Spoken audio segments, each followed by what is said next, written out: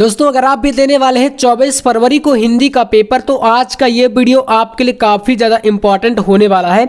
आज के इस वीडियो में हमारे पास है क्लास 12 हिंदी यानी सामान्य हिंदी का एक वायरल मॉडल पेपर। तो आज के इस वीडियो में इस पूरे मॉडल पेपर का हम लोग करने वाले हैं कंप्लीट सोल्यूशन और इस मॉडल पेपर से आपके क्वेश्चन जो है 40% से ज़्यादा ही विड़ने के 100% चांसेस हैं। ठीक है, यानी कि आपके इस मॉडल पेपर से 40% क्वेश्चन आपको बोर्ड एग्जाम में देखने को मिलेंगे। तो ये वीडियो आपके लिए काफी इंपॉर्टेंट है और ये मॉडल पेपर कई सारे सेट का जो है निचोड़ रहने वाला है और इसका ये भी है कि भाई पूरा सॉल्यूशन भी मिलेगा, यानी कि पूरे क्वेश्चन का सॉल्यूशन के साथ आज हम लोग इस वीडियो में इस मॉडल पेपर को सॉल्व करने वाले हैं। तो चलिए शुरू करते हैं और जितने भी बच्चों को 24 फरवरी को हिंदी पेपर देना है इस वीडियो को पूरा देख के जाना। तो पूर्णांक आपका देखो हिंदी में 100 नंबर का रहता है, टाइम जो रहेगा वो 3 घंटे 15 मिनट का है और इसमें आप लोग यहाँ पर निर्देश को पढ़ सकते हो कि भाई प्रारंभ का 15 मिनट पेपर को पढ़ने के लिए यानी कि परीक्षार्थियों को प्रश्न पत्र पढ़ने के लिए निर्धारित है। उसके बाद दूसरा निर्देश यहाँ पर है कि इस प्रश्न पत्र में 2 खंड है जिसमें से आपका पहला खंड आपका यहाँ से ऑब्जेक्टिव टाइप से स्टार्ट है और जो दूसरा खंड रहेगा वो आपका रहेगा संस्कृत पोर्शन और व्याकरण पोर्शन का। तो पूरा देखेंगे, बिल्कुल अंत तक बने रहेगा। हर प्रकार के क्वेश्चन गद्यांश पद्यांश ऑब्जेक्टिव कहानियां हो गई, खंड काव्य हो गया है ना, खंड काव्य की भी बहुत ज्यादा समस्या आ रही थी, बहुत ज्यादा बच्चे कमेंट कर रहे थे। तो सारी चीजों को हम लोग इस वीडियो में पूरा डिस्कस करने वाले हैं। चलिए पहले जो आपका देखो यहाँ से 10 ऑब्जेक्टिव आएगा शुरुआत में और 10 ऑब्जेक्टिव जो रहते हैं वो हिंदी गद्य के 5 क्वेश्चन रहते हैं और हिंदी पद्य के 5 क्वेश्चन रहते हैं। मतलब टोटल आपका 10 क्वेश्चन 10 नंबर का यहां से पूछा जाएगा। तो पहला क्वेश्चन यहां पर 1 नंबर के अंतर्गत हिंदी गद्य से है। पहला प्रश्न कह रहा है कि आचरण की सभ्यता निबंध के लेखक कौन है। तो आंसर के साथ है, मतलब पूरा फुल सॉल्यूशन के साथ यहां पर है, तो आप लोग डायरेक्ट आंसर को देख सकते हो। यहां पर आपका राइट आंसर जो हो जाएगा वह तीसरा विकल्प है यहां पर। तो आप लोग इस तरीके से इसको सही कर दोगे, यानी अध्यापक पूर्ण सिंह जो है वो आचरण की सभ्यता निबंध के क्या है, लेखक है। तो तीसरा ऑप्शन यहां पर सही है। दूसरा क्वेश्चन है हिंदी नई चाल में ढली, यह कथन किसका है। ठीक है, तो यहां पर बालकृष्ण भट्ट, बद्री नारायण चौधरी प्रेमघन और वहां भी प्रसाद द्विवेदी, जैसे कि यहां पर दिया है भारतेंदु हरिश्चंद्र, है ना। और इन्हीं के नाम पर आपका भारतेंदु युग का नाम भी पड़ा था, भारतेंदु युग, और वहीं से क्या हुआ, हिंदी जो है नई चाल में ढली थी। ठीक है, तो तीसरा विकल्प आपका यहां पर सही है। इसके बाद यहां से आपका तीसरा क्वेश्चन है उसने कहा था कहानी के लेखक कौन है। तो यहां पर राइट हो जाएगा चंद्रधर शर्मा गुलेरी, यानी कि आपका ऑप्शन नंबर 2 यहां पर बिल्कुल करेक्ट है। ठीक है, तो हिंदी उसने कहा था कहानी के लेखक है चंद्रधर शर्मा गुलेरी। इसके बाद देखिए यहां पर आपके पास चौथा प्रश्न यहां पर दिया गया चिंतामणि निबंध संग्रह के लेखक, तो आचार्य रामचंद्र शुक्ल जी हैं और ये आपका ललित निबंध है आचार्य रामचंद्र शुक्ल जी का। ठीक है, तो चिंतामणि निबंध के लेखक कौन है, आचार्य रामचंद्र शुक्ल जी, है ना। तो जितने भी प्रश्न हैं आपके यहां पर मेरे दोस्त बिल्कुल इंपॉर्टेंट है। आपको 24 फरवरी को 100% यहां से प्रश्न देखने को मिलेंगे। इस पेपर से मैंने शुरू में ही बता दिया कि 40% क्वेश्चन आपके मिलेंगे। अब मैंने यहां पर ये तो नहीं कहा कि भाई 100% यही आएगा, तो यही नहीं आएगा, लेकिन 40% आपके लिए काफी होता है। ठीक है, तो समझ सकते हो जो बच्चे बहुत ही ज्यादा कमजोर हैं, अभी तक कुछ नहीं पढ़े हैं, उनको 40% भी बहुत ही ज्यादा है ना। तो अच्छे से देखना, बाकी यार आपको हिंदी में बहुत ही अच्छे नंबर दिला के मैं जाऊंगा, है ना। और अच्छे तरीके से आप लोग तैयारी को करते जाओ और हर एक वीडियो को आप लोग आराम से देखते जाओ। 4 क्वेश्चन यहां से हो जाएंगे एंड 5वां प्रश्न यहां पर हिंदी गद्य का देखो, गद्य यहां से लास्ट हो जाएगा। 5 क्वेश्चन आते हैं। तो कलम का सिपाही के रचनाकार देखो, यहां पर अमृत राय जी हैं। ठीक है, सेकंड वाला ऑप्शन यहां पर आपका करेक्ट है। अब यहां से दूसरा क्वेश्चन, तो ये आपके क्वेश्चन होते हैं गद्य समाप्त आपका पद्य से, यानी पद्य जिसे आप बोलते हो हिंदी काव्य, है ना। तो अब देखो यहां से दूसरा क्वेश्चन है, अभी 5 क्वेश्चन का खा गाघा अंगा तक के जो 5 क्वेश्चन थे वो हिंदी गद्य से थे। अब यहां से आपका स्टार्ट है हिंदी पद्य और इसमें पहला प्रश्न है प्रिय प्रवास के रचयिता कौन है। चलिए देखिएगा, तो यहां पर आपको पता है कि प्रिय प्रवास अयोध्या सिंह उपाध्याय यानी हरिऔध जी का है और जो आपका पहला चैप्टर पवन दूतिका है गद्य में, पवन दूतिका, वो यहीं से लिया गया है। ठीक है ना, तो इस प्रकार से आपको यहां पर तीसरा ऑप्शन बिल्कुल सही कर देना है। दूसरा क्वेश्चन आपके पास है दूसरे का खा नंबर, निम्नलिखित में से छायावादी कवि कौन है। छायावादी कवि, वैसे अगर यहाँ पर मतलब जैसे पद्य की बात ना होती, अगर गद्य की बात होती तो फिर जयशंकर प्रसाद जी हो गए, सूर्यकांत त्रिपाठी निराला, महादेवी वर्मा, ऐसे आपके बहुत सारे कवि हैं, लेखक हैं। अब यहाँ पर कवियों की बात है तो यहाँ पर आपको सही करना है मुकुटधर पांडे। ठीक है, चौथा वाला ऑप्शन यहाँ पर आपका यानी कि खा कर चौथा वाला जो ऑप्शन है वह बिल्कुल सही हो जाएगा। इस तरीके से इसको कर दीजिएगा। दूसरा क्वेश्चन आपके पास है निम्नलिखित में से कौन सा कवि छायावादी युग का नहीं है। आगे ये कब के हैं, प्रगतिवाद के। ठीक है, याद कर लेना प्रगतिवाद के हैं ये। तो चौथा ऑप्शन यहाँ पर सही है। चौथा प्रश्न है रश्मि रथी किस कोटि की रचना है? तो यहाँ पर रश्मि रथी खंड काव्य है। आप लोग पता होगा, आपके हिंदी में ये खंड काव्य आता है। बहुत सारे बच्चे को पता होगा, जैसे कि आप मान लीजिए किसी यूपी के जिस डिस्ट्रिक्ट में आता होगा तो आपको पता भी होगा रश्मि रथी एक क्या है, खंड काव्य कोटि की रचना है ना।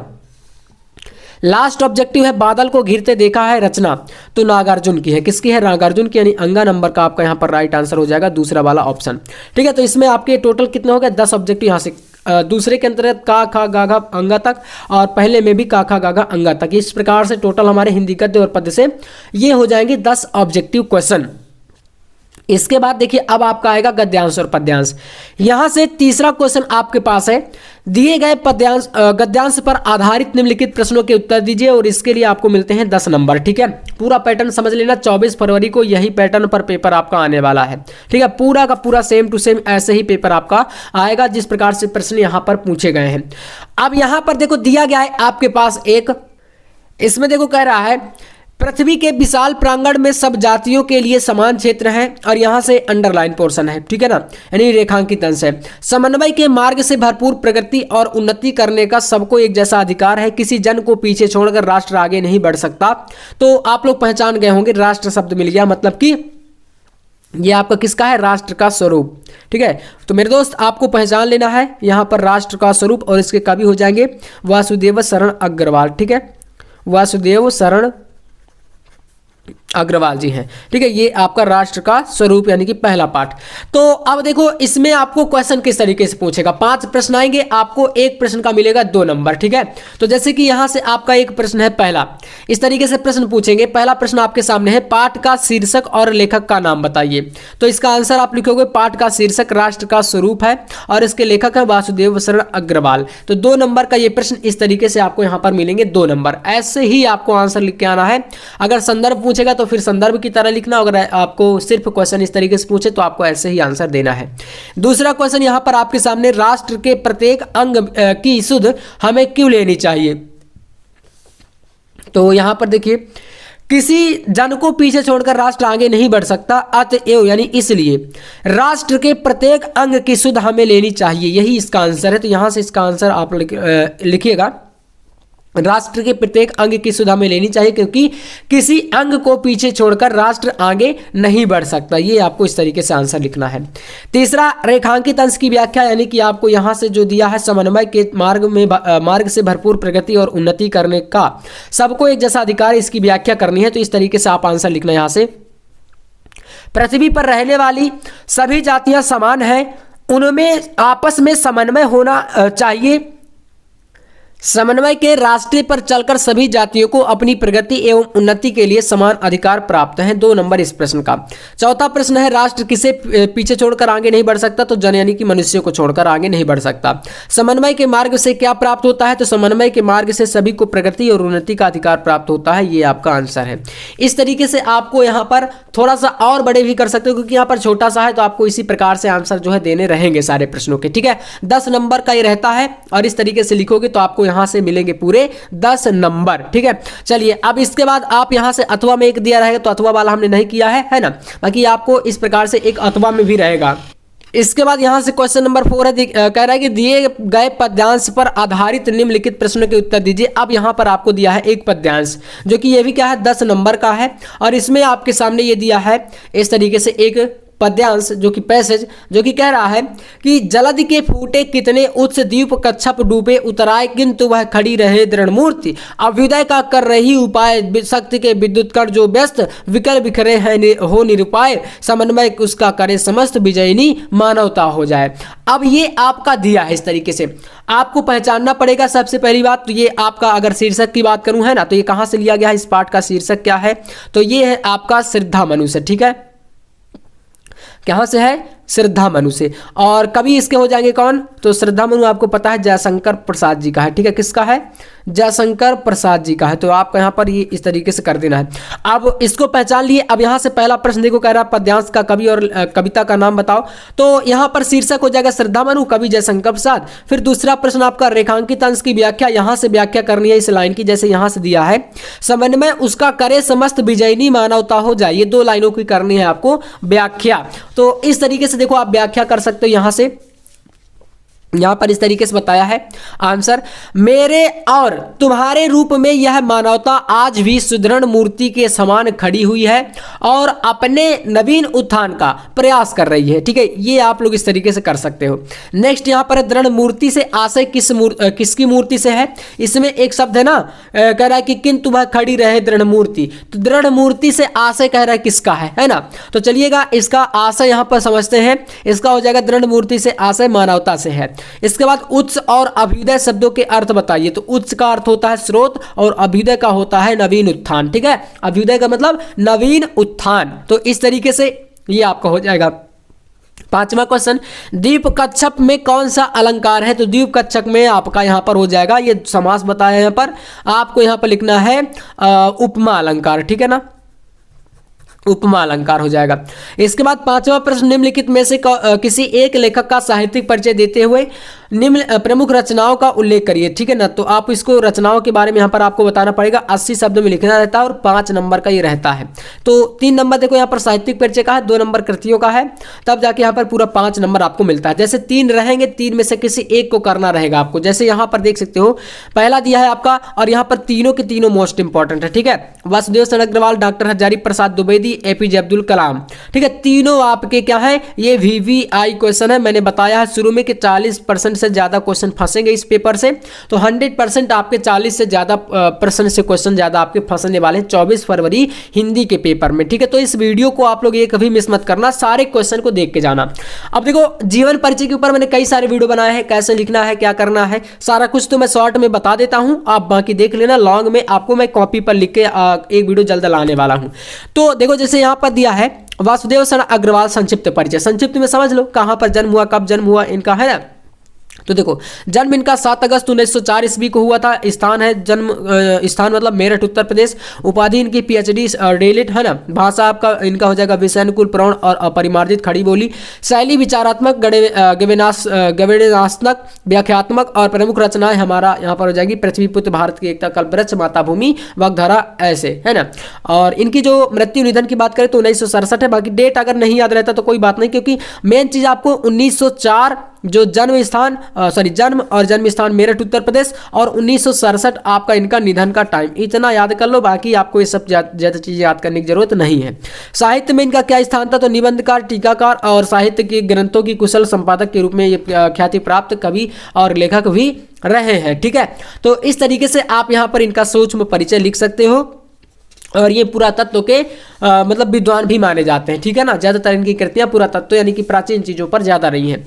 इसके बाद आप कवियों में आ जाओगे तो खा नंबर यहाँ पर दिया है कि निम्नलिखित में से किसी एक कवि का साहित्यिक परिचय देते हुए उनकी प्रमुख कृतियों का उल्लेख करिए, प्रकाश डालिए। 80 शब्द में आपको यहाँ पर इसका 5 नंबर मिलता है। तो जैसे कि दिया गया है आपके पास यहाँ पर, पहला एक अयोध्या सिंह उपाध्याय, हरिऔध, जयशंकर प्रसाद और सच्चिदानंद हीरानंद बादशाह अज्ञे, ये तीनों इंपॉर्टेंट है। लेकिन इनमें मैं अगर कहूं कि आपको एक जीवन परिचय छोड़ करके यहाँ पर इसकी जगह पर आप महादेवी वर्मा जी का याद कर लेना। ठीक है, महादेवी वर्मा, और एक आपको पंत यानी सुमित्रानंदन पंत। तो कवियों में आपको 1, 2, 3 और 4 जीवन परिचय इसमें कवियों में करने हैं। ठीक है ना, तो कवियों में थोड़ा ज्यादा करना है ना, क्योंकि यहाँ पर ज्यादा है, और इनमें से 4 में से आपका 100% एक बोर्ड एग्जाम में आ जाएगा। तो जैसे जयशंकर प्रसाद जी का आपको याद करना, 1889 में जन्म हुआ था सूक्ष्म में, और स्थान इनका जन्म स्थान काशी है, और पिता का नाम देवी प्रसाद है। छायावाद के प्रवर्तक कवि माने जाते हैं। लेखन विद्या, काव्य, नाटक, उपन्यास, निबंध हो गया। भाषा आपका संस्कृत निष्ठ खड़ी बोली है। शैली आपकी प्रबंध काव्य एवं मुक्तक हो जाएगी। प्रमुख रचनाओं की बात कर लेते हैं तो कामायनी, लहर, झरना, आंसू, है ना, चित्राधार, कानन कुसुम, प्रेम पथिक। और मृत्यु की बात करें तो 1937, बस इतना याद कर लो, बाकी डेट वगैरह आपको यहाँ पर इसको याद नहीं करना। 1937 में इनका मृत्यु, है ना, और जन्म जो है 1889 में, इतना याद कर लो। ठीक है, ये आपका हो जाएगा। इसके बाद 6वां प्रश्न आपका आता है कहानियों से। तो जैसे यहाँ पर पंचलाइट, अथवा यहाँ पर आपको इसमें ध्रुव तारा की जगह पर आप बहादुर कहानी, बहादुर तो यहाँ पर दिया है तो ध्रुव यात्रा कर लो। ठीक है, ध्रुव यात्रा 5 नंबर का रहता है। पंचलाइट और बहादुर दोनों कहानियां इंपॉर्टेंट है आपके लिए। तो आज के इस वीडियो में बहादुर कहानी को देखते हैं कैसे लिखोगे आप लोग। देखो, सूक्ष्म में अच्छे तरीके से समझ लेना। बहादुर की कहानी अमरकांत जी द्वारा लिखित कहानी। बहादुर एक मध्यम वर्गीय परिवार में नौकर के साथ परिवारजनों द्वारा किए गए अत्यंत कटु व्यवहार की कहानी है, जिसमें लेखक ने स्वयं को कहानी का पात्र बनाते हुए कहानी की आत्मकथानक रूप से रचना की है।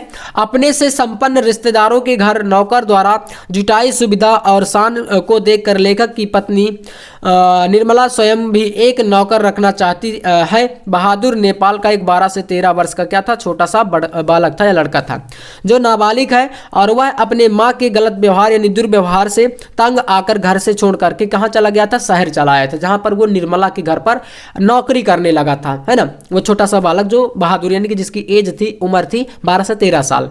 अब देखो इसके बाद यहाँ से लिखोगे कि निर्मला के परिवार में नौकर के रूप में रख लिया जाता है बहादुर को जब।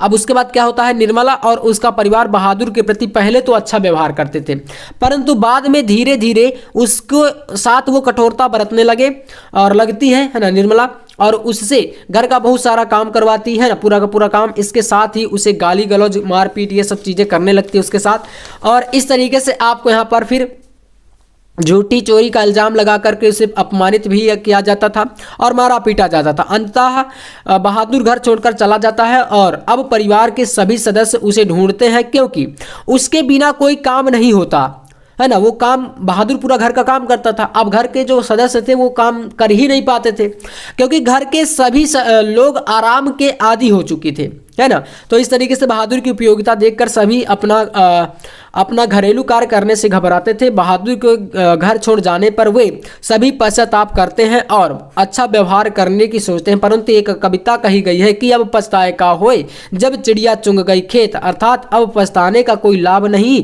क्योंकि बहादुर जा चुका था और अब क्या होगा कुछ भी मतलब नहीं है। तो अतः बहादुर में सहनशीलता स्वाभिमान की भावना कूट कूट कर भरी हुई है, और इसी चरित्र के कारण यह कहानी पाठकों को या श्रोताओं को अत्यधिक प्रिय लगी, है ना। इस तरीके से आपको लिखना है। 7वां प्रश्न है, स्वपठित खंड का आपको अपने जिले के अनुसार करना है, जैसे कि मुक्ति यज्ञ हो गया अगर आपके जिले में आता है, सत्य की जीत रश्मि रथी, है ना, आलोक व्रत हो गया, त्यागपति हो गया, श्रवण कुमार हो गया। अब जैसे आलोक व्रत को हम लोग यहाँ पर अगर एक्सप्लेन करें तो कैसे लिखोगे, आलोक व्रत में इस तरीके से आपको यहाँ पर थोड़ा सा व्याख्या करनी है। पहले क्या करोगे, हेडिंग डालोगे मानवीय आलोक व्रत खंड काव्य के बारे में, है ना। तो क्वेश्चन जब आपके जिले में अगर ये आ रहा है तभी इसको करिएगा, वरना आपको नहीं करना। तो मानवीय मूल्यों की प्रति आस्था, इस तरीके से राष्ट्रपिता गांधी जी ने मानवीय मूल्यों के प्रति घोर आस्था है उनकी, और वे बचपन से ही मानवीय मूल्यों की स्थापना के लिए लालायित हैं और इसी उद्देश्य की पूर्ति के लिए समुद्र पार जाकर शिक्षा ग्रहण करते थे, है ना। तो इस तरीके से साउथ अफ्रीका वगैरह वो जाकर के गांधी जी शिक्षा करते थे। मातृ पितृभक्त, यानी कि आपको यहाँ पर हेडिंग वाइज लिखना है, तो दूसरा हेडिंग यहाँ पर है मातृ और पितृभक्त। इसमें आपको देखो यहाँ पर बताया है कि वे माता पिता के पूर्ण भक्त तथा आज्ञा पालक सेवक थे, उनकी सेवा में कोई कसर नहीं छोड़ते थे। राष्ट्र प्रेम, भारत राष्ट्र के प्रति उनमें अटूट प्रेम था, इसके लिए तो उन्होंने वकालत तक छोड़ दी और जीवन भर महान कष्ट सहते रहे। इसके बाद यहाँ पर है हरिजनोद्धार, तो यानी कि अछूत कहे जाने वाले भारतीय भाइयों को उन्होंने गले लगाया और उनके उद्धार के लिए सतत प्रयत्न करते रहे, है ना। और लास्ट है स्वदेशी वस्तु और खादी को महत्व देना, है ना। तो इस तरीके से आप इसको लिख सकते हो। इसके बाद अब दूसरा खंड यहाँ से आपका स्टार्ट है, खंड खा जिसको बोलते हैं यहाँ से व्याकरण का। अब 8वां प्रश्न यहाँ पर संस्कृत का आता है, गद्यांश इसमें 7 नंबर रहता है, संदर्भ सहित हिंदी में अनुवाद करना रहता है। तो किसी एक का करना रहेगा, यहाँ पर भी 2 रहते, कोई एक ही आपको करना रहेगा। इसके बाद देखिए यहाँ पर दिया है आपके पास एक अथैका शकुनी सर्वेशम मध्या 10 ग्रहणार्थम त्रिकृत्वा आश्रावयत ततः एकः काका उत्थाय तिष्ठ तावत् अस्य तस्मिन् राज्याभिषेक काले एवं रूपम मुख्यम क्रुद्धस्य च कीदृशं भविष्यति, ऐसे करके दिया है। संदर्भ लिखना रहेगा आपको पहले 2 नंबर के लिए। तो संदर्भ का देखो जैसे लिखा है कि प्रस्तुत गद्यांश है हमारी पाठ्य पुस्तक, इतना लिखना है। संस्कृत दिग्दर्शिका के पाठ जातक कथा में जो आपका उलूक जातकम से है वहां से लिया गया। इसमें 2 हैं आपके, एक उलूक जातकम है और एक है आपका नृत्य जातकम, ठीक है ना, नृत्य जातकम। तो नृत्य जातकम में स्वर्ण हंसों वाली व्याख्या की गई है ना, हंसों वाली पशु पक्षियों की, और उलूक जातकों में उल्लू को राजा बनाया जाता है, वो व्याख्या अलग से की गई है। तो 2 पार्ट है इसमें। तो ये जो लिया गया है ये आपका उलूक जातकम से है, जातक कथा पाठ का नाम है। अब इसका हिंदी अनुवाद जो करना वो इस तरीके से रहेगा, देखो तुम्हारा उल्लू का राज्याभिषेक मुझे अच्छा नहीं लगता, इस क्रोधहीन का मुख देखो, क्रोध की अवस्था में कैसा होगा वह मुझे अच्छा नहीं लगता, मुझे अच्छा नहीं लगता कहकर चिल्लाता हुआ आकाश में उड़ गया। उल्लू भी उठकर उसका पीछा किया और तब से लेकर के आज तक वो एक दूसरे के शत्रु हो गए। पक्षी भी स्वर्णहंस को राजा बना करके चले जाते हैं। ये आपको इस तरीके से 5 नंबर इसका और 2 नंबर आपको संदर्भ का, जो कि पूरा 7 नंबर यहां से आपको मिलता है। इसके बाद आपको एक श्लोक करना रहेगा, 7 नंबर इसमें भी मिलता है। तो खा नंबर के अंतर्गत जैसे कि एक दिया है आपके पास, परोक्षे कार्य हंतारम प्रत्यक्षे प्रियवादिनम वर्जते तादृशम मित्रम विष कुंभम पयोमुखम। अब इसमें संदर्भ देखो, वैसे तो श्लोक संस्कृत दिग्दर्शिका के सुभाषित रत्नानी शीर्षक यानी इस पाठ से लिया गया है और इसमें अनुवाद है कि जो पीछे पीछे काम बिगाड़ने वाला हो और सामने मीठा बोलने वाला हो, ऐसे मित्र को उसी प्रकार छोड़ देना चाहिए, त्याग देना चाहिए जिस प्रकार विष से भरे हुए घड़े को हम लोग ऊपरी भाग में दूध समझ करके उसको पास लाते हैं, लेकिन उसमें अंदर विष होता है, इसलिए विष से भरे हुए घड़े के समान हमें ऐसे मित्रों को त्याग देना चाहिए या अपने से दूर कर देना चाहिए। ये आपका 8वां प्रश्न है, ठीक है, इस तरीके से। इसके बाद आप यहां से आओगे अगले प्रश्न पर, जिसको बोलते हैं मुहावरे लोकोक्तियां, 2 नंबर का आता है। जैसे जले में नमक छिड़कना, आंख का तारा, अपना उल्लू सीधा करना, हवा से बातें करना। तो आंख का तारा होने का मतलब होता है अत्यंत प्रिय होना, इसका अर्थ हो जाएगा। वाक्य प्रयोग आप इस तरीके से कर सकते हो, कोई एक करना है, कह रहा ना कि मुहावरे में से किसी एक का अर्थ लिख करके कोई एक ही करना रहेगा आपको इसमें। यहां पर है राकेश अपने घर में अकेला बेटा होने के कारण अपनी माता पिता के आंखों का तारा है। 2 नंबर यहां पर इसका मिलता है, ठीक है ना, मतलब एक अर्थ का और एक वाक्य प्रयोग का, तो पूरा मिलाकर के 2 नंबर। एक आपका अपहृत गद्यांश आएगा, इस पर मैं आपको एक वीडियो ला दूंगा। फिर 11 नंबर क्वेश्चन में आपको देखो इस तरीके से निम्नलिखित शब्द युग्मों का सही अर्थ का चयन करिए, जो कि 2 नंबर यहां से देखो इस तरीके से दिया है। अभिराम और अभिराम, अभिराम का मतलब होता है अनवरत यानी बिना रुके, और अभिराम का होता है आकर्षक, तो यहां पर 6 नंबर सही है फर्स्ट का।